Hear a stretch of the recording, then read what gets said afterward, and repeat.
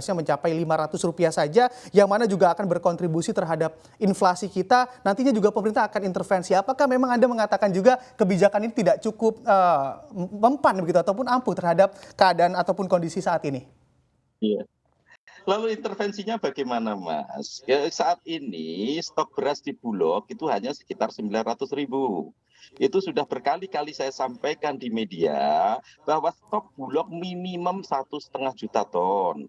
Lalu bagaimana cara mengintervensinya pemerintah kalau harga beras sekarang naik sedemikian tinggi?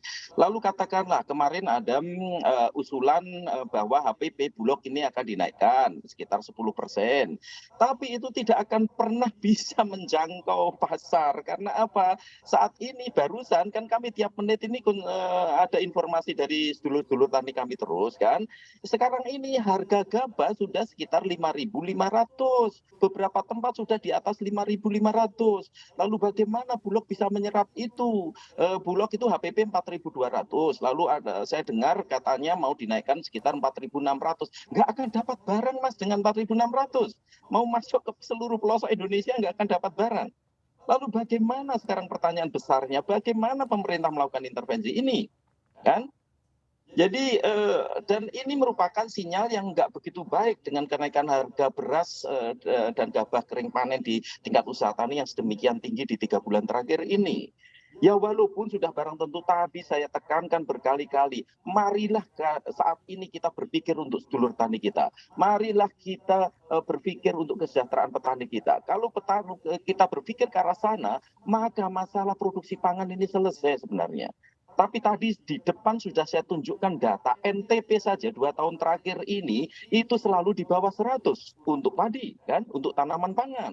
Berarti apa? Bertanam padi rugi. Dan ini kami konfirmasi lagi waktu kami ketemu sedulur-sedulur tani kami di Karanganyar bahwa setiap 2.000 meter persegi, kalau dia hanya punya 2.000 meter persegi, bertanam padi rugi.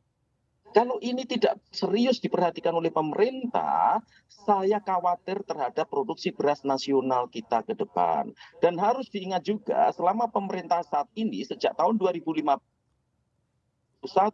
produksi beras kita justru turun.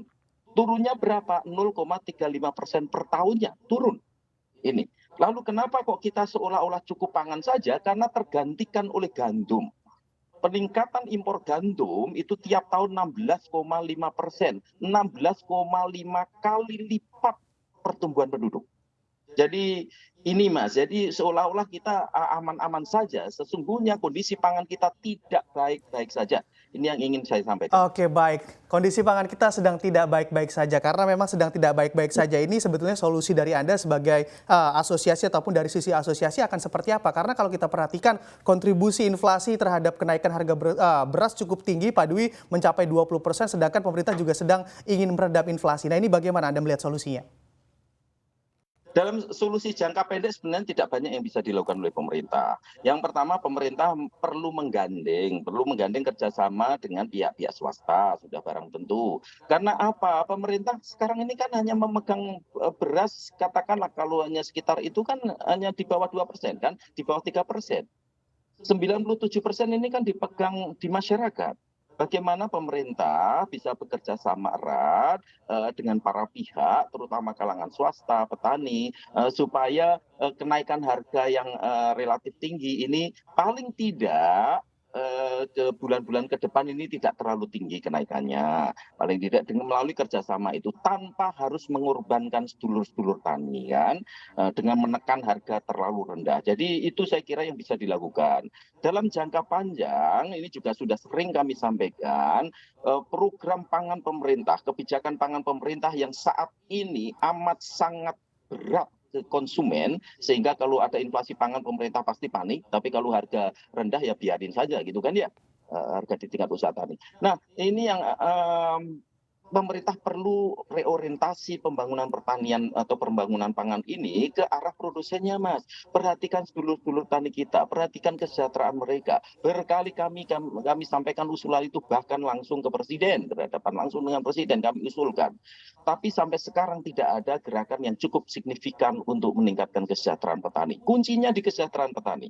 Ketika petani sejahtera, mereka akan bersemangat untuk berproduksi, dan ketika mereka bersemangat untuk berproduksi, sudah barang belum tentu produksi pangan kita akan naik. Tapi dengan kondisi saat ini tadi sudah saya tunjukkan, dalam kondisi La Nina, iklim kemarau basah pun kita tidak mampu meningkatkan produksi, bahkan turun. Padahal sebelumnya kalau ada La Nina pasti produksi meningkat relatif tinggi, yang terendah 4,7%. Jadi ini merupakan catatan-catatan penting bagi kita bersama, bagi pemerintah, bagaimana program pemerintah, kebijakan pangan ini saat ini harus direorientasikan ke peningkatan kesejahteraan petani. Contoh kecil saja, HPP Mas. Dulu kami melakukan kajian tahun 2019 bahwa biaya produksi di tingkat usaha tani itu 4.523.